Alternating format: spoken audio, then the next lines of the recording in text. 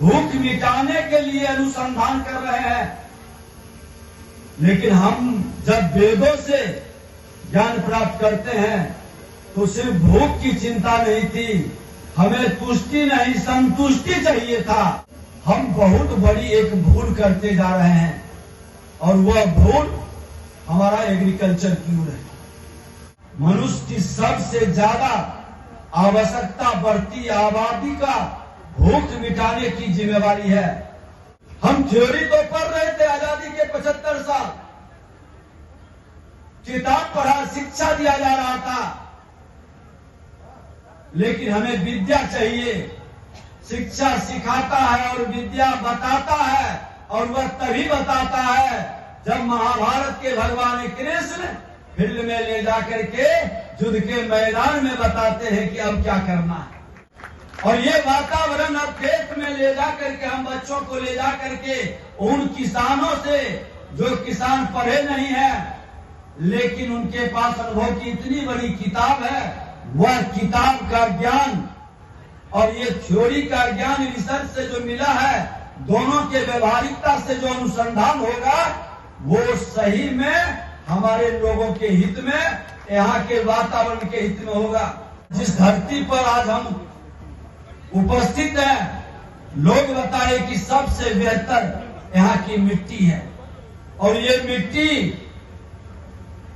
प्रकृति है। हम किसानों को, मजदूरों को आगे बढ़ाने की बात करते हैं, लेकिन उसके लिए जो मौलिक व्यवस्था है हम उसको भी प्रदान करें। किसानों के लिए भी आज प्रशिक्षण की व्यवस्था बनाया। नौजवान किसानों के लिए आज कृषि यूनिवर्सिटी के माध्यम से कई अनुसंधान केंद्र खोल करके कई माहौल को खड़ा किया है।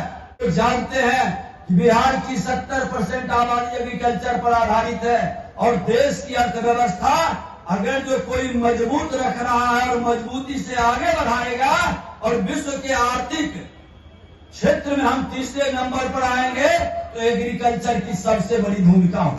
बिहार के बिना भारत विकसित नहीं हो सकता। वह बिहार का विरासत ठहर क्यों गया? किसने रोका बिहार के विरासत को? किसने अपने स्वार्थ में बिहार की प्रतिभा को डसने का प्रयास किया? बिहार के सामाजिक समरसता के ताना बाना को तोड़ने का प्रयास किया? और किसने बिहार के बच्चों के भविष्य के साथ खिलवाड़ करके बिहारी शब्द को गाली बना दिया, बिहारी को अपमानित और कलंकित करने का प्रयास किया? ऐसी मानसिकता से मुक्त होकर के नए बिहार के, गौरवशाली बिहार करके नए सृजन के साथ कदम बढ़ाना है। कुलपति महोदय और पूर्व की वक्ताओं ने जो विषय को रखे हैं बेहतर ढंग से अनुभवी लोग हैं,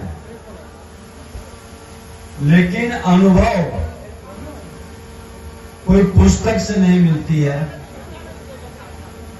अनुभव जब हमको अपने पूर्वजों के द्वारा, अपने अग्रजों के द्वारा बताया जाता है तो जिनका पसीना बहा, जो अपने समय को उस वातावरण में पूरी ताकत से लगाया, उसके खट्टे मीठे अनुभवों को संग्रहित कर करके कई बार बदलते मौसम, बदलती परिस्थिति के बाद जो आने वाली पीढ़ी के लिए पॉजिटिव विषय को ला करके देते हैं। आज यह वातावरण उषा के अंदर हमारे पूर्वजों ने संग्रहित किया था। हमारे अन्नदाता के प्रति जो कुलपति महोदय बता रहे थे कि किस तरह से हम बहुत आगे थे, सिर्फ अभी हमारी अपनी भूख की चिंता के लिए परेशान है, भूख मिटाने के लिए अनुसंधान कर रहे हैं। लेकिन हम जब वेदों से ज्ञान प्राप्त करते हैं तो सिर्फ भूख की चिंता नहीं थी, हमें तुष्टि नहीं संतुष्टि चाहिए था। और संतुष्टि के लिए हमारे मन के अंदर के शोध का, प्रबलता, अनुसंधान की ओर कदम बढ़ाने का एक वातावरण बनाने की जरूरत थी। और ये वातावरण पुस्तकों से सिर्फ नहीं मिल सकती है। ये वातावरण हम किसी विद्यालय के अंदर पढ़ करके, विश्वविद्यालय के अंदर नहीं, हम इसको प्रयोग प्रैक्टिकल के रूप में गांव के खेतों में जा करके, मेहनत कर करके, उन बुजुर्ग किसानों के साथ बैठ करके जो रात दिन ठंडा गरम, हर बरसात सुखाड़ सबको झेला है, सबके अनुभवों को लिया है, हम 3, 4 साल, 5 साल की कोर्स में सिर्फ उसका फंडामेंटल जानकारी प्राप्त कर सकते। अनुसंधान का हमेशा शोध का विषय जो होता है, कहा भी गया है कि हम अनुसंधान करना चाहते हैं, लेकिन अनुसंधान के लिए चिंतन करने के लिए समय चाहिए, चिंतन करने के लिए एकाग्रता चाहिए। और हम परेशान हैं अपनी भूख से, हम परेशान हैं अपनी जरूरत से। और ये जरूरत पहले सीमित था, अब अनंत होते जा रहा है। जैसे जैसे हम आधुनिक भौतिकवादी वातावरण में बढ़ते जा रहे हैं, हम बहुत बड़ी एक भूल करते जा रहे हैं, और वह भूल हमारा एग्रीकल्चर की ओर है।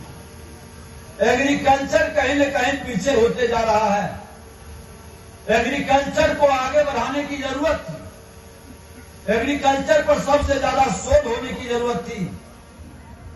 एग्रीकल्चर के तहत मनुष्य की सबसे ज्यादा आवश्यकता बढ़ती आबादी का भूख मिटाने की जिम्मेवारी है। हम बड़े महलों में नहीं रह करके छोटे घरों में भी रह सकते हैं। हम जेट विमान से चलने के बजाय कम रफ्तार के गाड़ी से भी चल सकते हैं, लेकिन अपनी क्षुधा को मिटाने के लिए अन्न की जरूरत है। जहां 30 करोड़ की आबादी आजादी के समय था, आज 140 करोड़ की आबादी के भूख को मिटाने के लिए ही नहीं, आने वाला पीढ़ी भी कहीं अकाल के वातावरण में जो अभी चित्र एक दिखाए थे इन लोगों ने, वह अकाल की वृष्टि और दृष्टि से हमारे आने वाला पीढ़ी कांपे नहीं। और ये कृत्रिम आधारित नहीं हो, ये केमिकल आधारित नहीं हो, ये हमारे प्राकृतिक हो, ऑर्गेनिक हो और बीमारी से मुक्त रहे, ये अनुसंधान हमारा हो। हम तो आज ये उन्होंने जो कहा कि शिक्षा, शोध, विस्तार की हम व्यवस्था बना रहे हैं, अच्छा कदम उठा रहे हैं, लेकिन उसको व्यवहारिकता में लाना होगा। नई शिक्षा नीति हमेशा थ्योरी से हटाकर प्रैक्टिकल की ओर भेज रही है। हम थ्योरी तो पढ़ रहे थे आजादी के 75 साल, किताब पढ़ा, शिक्षा दिया जा रहा था, लेकिन हमें विद्या चाहिए।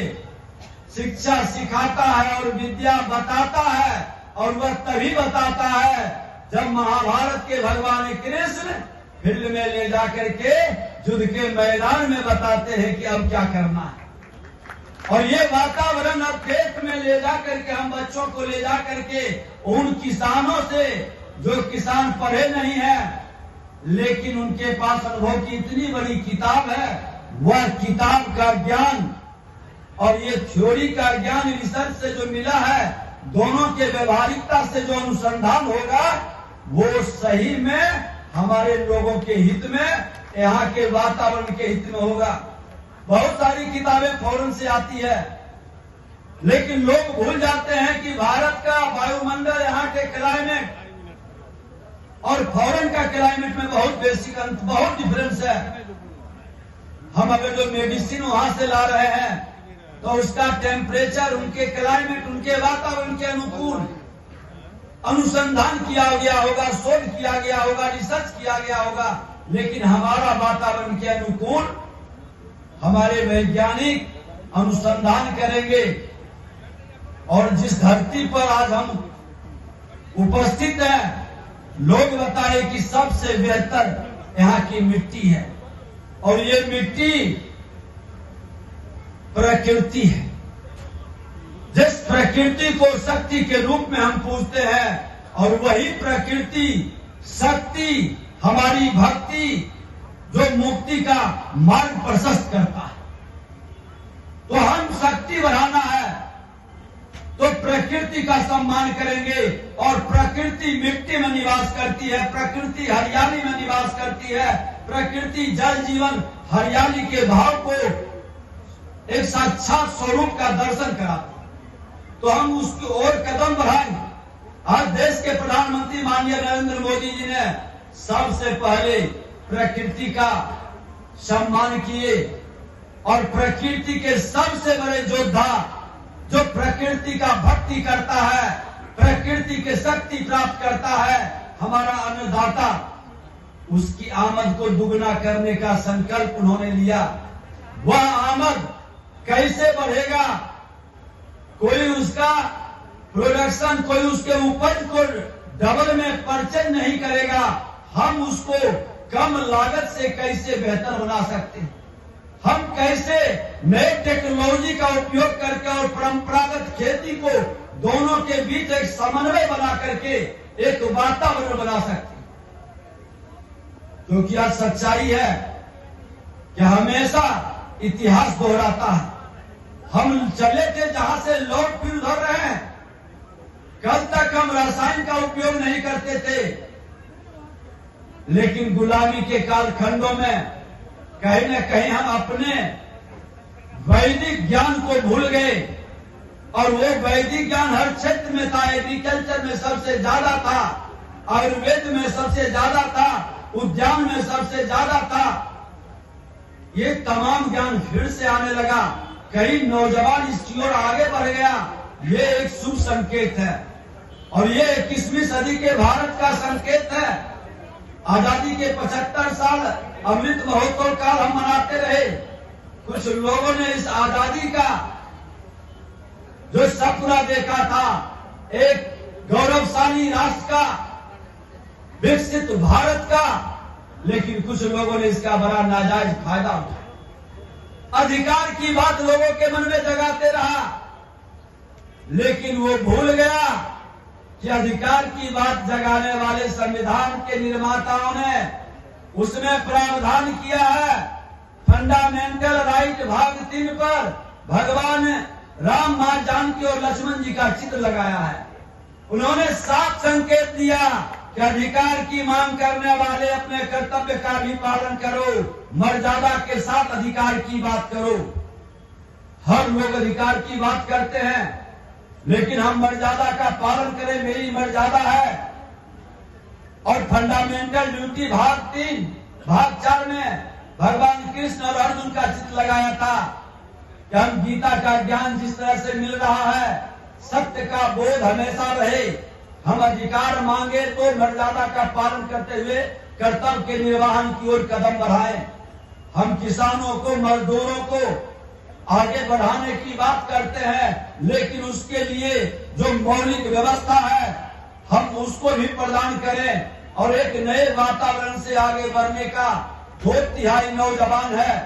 हम नौकरी नियुक्ति के नाम पर गड़बड़ सरवर करने की मानसिकता छोड़ करके हम नौकरी देने वाला वैसे योद्धा तैयार करें जो स्वरोजगार और रोजगार का अवसर पैदा करें। और वह अवसर का सबसे बड़ा क्षेत्र एग्रीकल्चर है, सबसे बड़ा क्षेत्र कृषि के क्षेत्र में है, जहां पर कि एक परिवार पूरा का पूरा इन्वॉल्व होता था।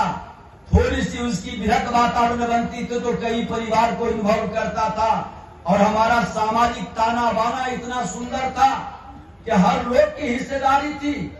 हम लोग भी गांव से आते थे, जब फसल उपजता था तो खलियान के अंदर शेर लगता था, ये इनका अंश है, ये इनका अंश है, ये इनका अंश है। और ईमानदारी से लोग अपने अंश को लेके जाते थे। कभी आपस में संघर्ष नहीं होता था, कभी वातावरण दूषित नहीं होता था, लगाव होती थी। अरे गांव के अंदर की ये खूबसूरती था कि गांव में कोई अतिथि आता था तो किसी के घर से रोटी आता था, किसी के घर से साग आता था, किसी के घर से दही और दाल आता था, दूध आता था। 56 व्यंजन एक साथ उसके सामने परोस देता था, उसको पता भी नहीं चलता था कि इतना सारा बेहतर वातावरण कैसे बन गया। ये हमारी सामाजिक समरसता की खूबसूरती था। गांव की बेटी किसी भी समाज की, किसी भी जाति का, किसी भी गांव में रहता था, कोई जाता था तो उसके नाम से उसे नहीं पुकारा जाता था।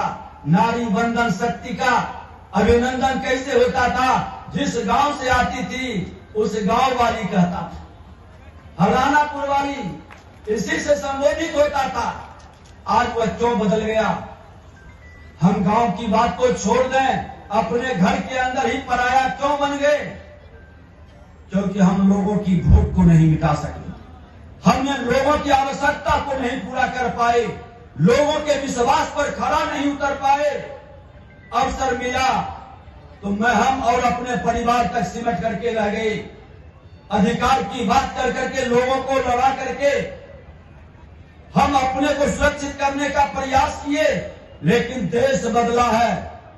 देश का नेतृत्व आज देश के प्रधानमंत्री नरेंद्र मोदी जी और बिहार के मुख्यमंत्री नीतीश कुमार जी, दोनों ने एग्रीकल्चर के क्षेत्र में आज आपने देखे 7 निश्चय 1 के माध्यम से, 7 निश्चय 2 के माध्यम से सेंट्रल गवर्नमेंट का और स्टेट गवर्नमेंट की कई योजनाओं के माध्यम से आज जो डिजिटल वातावरण के माध्यम से, आज नमो ड्रोन दीदी के माध्यम से जो पूर्व के वक्ताओं ने बता चुके, हम कैसे बदलना चाहते, कैसे अनुसंधान करना चाहते हैं। आज खाद्य सुरक्षा से पोषण तक की चिंता कर रहे हैं। आज जो मोटा अनाज की बात प्रधानमंत्री जी बार बार कर रहे हैं, हमारा ही रॉ मटेरियल को लेकर के अगर जो डब्बा में बंद कर दिया और कई गुना हमसे सुन रहा है और हमारे बच्चे उसको खाने के लिए ललच रहे हैं, हम ये वातावरण क्यों नहीं बनाएंगे, ये माहौल क्यों नहीं खड़ा करेंगे जो एक नए रोजगार का अवसर भी हमें प्रदान करेगा। और वह वातावरण आया है, वह माहौल आया है। चाइना जैसा देश आबादी में हमसे ज्यादा था, गरीबी में हमसे ज्यादा, परिस्थिति वहां की विपरीत थी, प्रकृति भी उसके अनुकूल नहीं था, लेकिन वहां की नीति सही बना, हर घर तक पावर पहुंचाया, हर घर के लोगों के हाथ में शक्ति दिया, पावर दिया, लघु कुटीर उद्योग लगाया और उन्होंने डिजिटल के माध्यम से देखा कि समस्तीपुर में पूसा में क्या जरूरत है, वहां से बना के आपके शहर में लाके उतार दिया। आजादी के 75 वर्ष तक हम लोग एक हर गांव में बिजली के लिए लालायित रहते थे, गांव तक एक पहुंच पथ के लिए लालायित रहते थे, कंप्यूटर नहीं देखते थे, गैस का चूल्हा तक नजर नहीं आता था। आज देश के प्रधानमंत्री नरेंद्र मोदी जी ये सारे व्यवस्था हर गांव तक पहुंचाया। किसानों के लिए भी आज प्रशिक्षण की व्यवस्था बनाया, नौजवान किसानों के लिए आज कृषि यूनिवर्सिटी के माध्यम से कई अनुसंधान केंद्र खोल करके कई माहौल को खड़ा किया है। वो जानते हैं कि बिहार की 70% आबादी एग्रीकल्चर पर आधारित है और देश की अर्थव्यवस्था अगर जो कोई मजबूत रख रहा है और मजबूती से आगे बढ़ाएगा और विश्व के आर्थिक क्षेत्र में हम तीसरे नंबर पर आएंगे तो एग्रीकल्चर की सबसे बड़ी भूमिका हो। और ये वातावरण को बनाने के लिए हमारे नौजवान जो 2/3 नौजवान है, और ये संयोग नहीं है, 21वीं सदी में ही 2/3 नौजवान क्यों आया देश के अंदर? 21वीं सदी के अंदर ही आज सर्वे अटल बिहारी वाजपेयी जी हर गांव को पहुंच पथ से क्यों जोड़ा? आज 21वीं सदी में ही हर घर के अंधेरा को खत्म कर करके हर घर तक बिजली क्यों पहुंचा? आज 21वीं सदी में ही आपका योगा और आयुर्वेद को विश्व के 173 कंट्री क्यों अपनाया? एक बार गंभीरता से विचार करें। ये संयोग नहीं है, ये स्वामी विवेकानंद जी का वह भविष्यवाणी सत्य की ओर कदम बढ़ा दिया है कि 21वीं सदी भारत का होगा और भारत विश्व गुरु बनेगा। हम 21वीं सदी के गवाह नहीं है, हम 21वीं सदी के भागीदार हैं। और हर नौजवान, हर मां भारती का संतान, किसी जाति धर्म क्षेत्र भाषा का हो, 21वीं सदी के भारत का गवाह नहीं बनेगा, वह भागीदार बनेगा। जब हम आजादी का शताब्दी वर्ष मनाएंगे तो मेरा विकसित भारत होगा, और विकसित भारत के अंदर मेरा विकसित बिहार होगा। बिहार के बिना भारत विकसित नहीं हो सकता। बिहार को विकसित करना है। हर बिहारी के अंदर ये ज्ञान विज्ञान की भूमि रही है, आध्यात्मिक ये सबसे बड़ा केंद्र बिंदु रहा है। कई धर्मों का ये उद्गम स्थल रहा है। ये बिहार के हर नौजवान को हमको जातीय जहर के प्रभाव से हटाना होगा, बंधनों से मुक्त करना होगा। उसके मन में ये भाव भरना होगा कि अगर जो हम जिस मर्यादा पुरुषोत्तम राम का संविधान में स्थान मिला है, फंडामेंटल राइट में, तो वो राम लला भी उस आताताई देश को गुलाम बनाने वाले के मुक्ति और बंधन से मुक्त होकर अयोध्या के अंदर विराजे हैं। और उनका सबसे प्यारा क्षेत्र कौन सा है? वो जब वहां से चलेंगे तो अपने मां जानकी के धरती पर आएंगे। मां जानकी की धरती बिहार की धरती है। आप भी तो मिथिला के मां जानकी के संतान हैं, और मां जानकी के संतान जो शक्ति का, भक्ति का और मुक्ति का केंद्र बिंदु है, नए बिहार को, गौरवशाली बिहार की ओर मिलकर के कदम बढ़ाना है। और हमको लोकल और वोकल का फार्मूला भी अपनाना है। एकदम वोकल होकर के हर लोकल प्रोडक्शन को आपस में घेरने, बंधनों को तोड़ना है, जिससे हमारे समाज को कमजोरी प्रदान करता है, समाज को कहीं न कहीं नकारात्मक वातावरण की ओर ले जाता है। अरे हमको तो सीखना चाहिए इसी धरती से। जननायक कर्पूरी ठाकुर जी, जिनको भारत रत्न देश के प्रधानमंत्री नरेंद्र मोदी जी ने दिया, और बिहार के मुख्यमंत्री जी ने जब विधानसभा अध्यक्ष के नाते हमें शताब्दी वर्ष का कार्यक्रम कर रहे थे, मांग किए थे, प्रधानमंत्री जी ने भी कहा था कि बिहार की धरती पर, बिहार वह स्टेट था आजादी के समय पहला मुख्यमंत्री श्री बाबू, लॉ एंड ऑर्डर में बिहार सबसे आगे था, इंडस्ट्रियल वातावरण में सबसे ज्यादा तेज गति से बिहार बढ़ रहा था, किसानों के हर खेत तक पानी पहुंचाने का, नहरों की जाल बिछाने का में सबसे अव्वल था बिहार। ज्ञान और विज्ञान की धरती भी बिहार रही थी। बिहार के प्रतिभा का डंका बज रहा था। देश के प्रथम राष्ट्रपति डॉक्टर राजेंद्र बाबू संविधान सभा के अध्यक्ष थे। वह बिहार का विरासत ठहर क्यों गया? किसने रोका बिहार के विरासत को? किसने अपने स्वार्थ में बिहार की प्रतिभा को डसने का प्रयास किया? बिहार के सामाजिक समरसता के ताना बाना को तोड़ने का प्रयास किया? और किसने बिहार के बच्चों के भविष्य के साथ खिलवाड़ करके बिहारी शब्द को गाली बना दिया, बिहारी को अपमानित और कलंकित करने का प्रयास किया? ऐसी मानसिकता से मुक्त होकर के नए बिहार के, गौरवशाली बिहार करके नए सृजन के साथ कदम बढ़ाना है। और एग्रीकल्चर हमारे लिए एक वरदान है, और हर नौजवान इस एग्रीकल्चर के अंदर अपनी सोच को, अपने अनुसंधान को, अपने शोध के माध्यम से देश को ही नहीं दुनिया को अपनी डंका बजा देना है कि हर बिहारी नए ढंग से 21वीं सदी के भारत में अग्रणी भूमिका निभाएगा और नए भारत बनाने की ओर कदम बढ़ाएगा। और एक से एक महापुरुष धरती पर हुए हैं। ये बिहार की धरती पर गणना करेंगे तो काफी समय लगेगा। आज बिहार के माननीय मुख्यमंत्री जी का कार्यक्रम सिमरिया के अंदर है, जो आपके पूर्वांचल के द्वार के रूप में मां जानकी की भूमि की ओर प्रवेश करता है। वहां भी अपने आध्यात्मिक प्रभारी मंत्री के नाते महाकुंभ का ध्वज भी माननीय मुख्यमंत्री से हम लोग गड़वाए थे, कई घोषणाएं हुई थी, उसका उद्घाटन भी है। तो जाना है। मैं तो कहना चाहूंगा आप सबों को, आग्रह और निवेदन करना चाहूंगा कि सभी विकारों को छोड़ देना है, सभी बंधनों को तोड़ देना है, मन के अंदर एक नई उत्साह ऊर्जा के साथ एक नए बिहार की ओर कदम बढ़ाना है और कृषि पर काम करने वाले के मनोबल को बढ़ाना है। ये थ्योरी नहीं, प्रैक्टिकल में गांव तक पहुंचे। और मैं कुलपति महोदय से कहूंगा कि अगर जो आप चाहते हैं कि इसका ये गौरव लौटे, इसका इतिहास लौटे, यहाँ के पढ़ रहे बच्चों को हर गांव से जोड़ दीजिए, गोद दिलवा दीजिए और वो गांव को गोद ले लेता है और उसका आप एक मॉनिटरिंग कर करके और फिर देखिए जिस दिन समस्तीपुर का तमाम गांव बढ़ेगा, पूरे विश्व के लोग अनुसंधान करेंगे आकर की। समस्तीपुर से जो ऊर्जा निकलेगी वो बिहार के हर गांव तक वो ऊर्जा पहुंचेगी और जो यहाँ के वैज्ञानिक बन करके यहाँ के बच्चे अपने विद्वता का प्रकटीकरण अपने राज्य के अंदर, देश के अंदर करेगा, ये बड़ी उपलब्धि होगी।